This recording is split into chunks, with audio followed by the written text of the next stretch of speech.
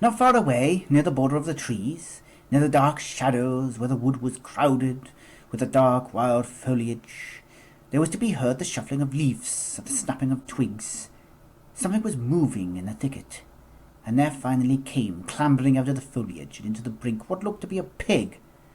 This was, if Ralph had only known, one of the most esteemed of Hobbleton's people, the respected and regarded Old Pig Brown, Lord Mayor and Baron of the Seven Ham of Bollow. He came forth in country attire, dressed in tweed, and leaning on a 4-foot cane of dark hollywood. Was a man of gentlemanly bearing, and was presently exploring the wood, looking for adventure.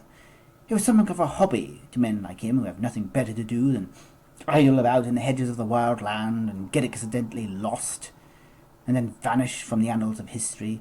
He offered Ralph an intrigued glance, and cautiously trotted over to him.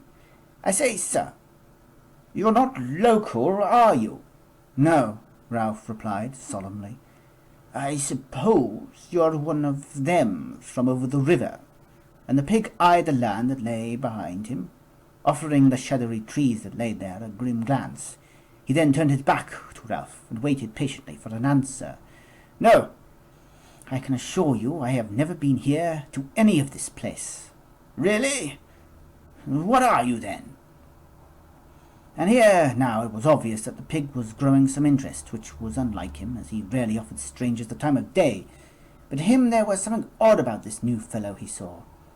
And so he took a large flat stone, sat on it, and turned his head on one side and listened. "To be honest, I don't really know," Ralph replied. "I don't even know where I am." "Well, that's all right then." And now the pig relaxed himself and began to talk casually. "Now then, seeing as you are new, I shall fill you in on a few of the rules." "Right," Ralph groaned, fearing he had fallen into the hands of another lunatic.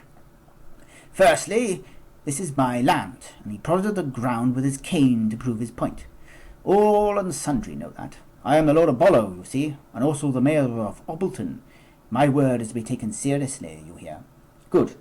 Now, secondly, as these lands are mine, anyone I catch walking through them are to be deemed a trespasser, unless, of course, they have a pass, which only I give out, and then I only supply them to very good friends. I don't suppose you have a pass on you now?"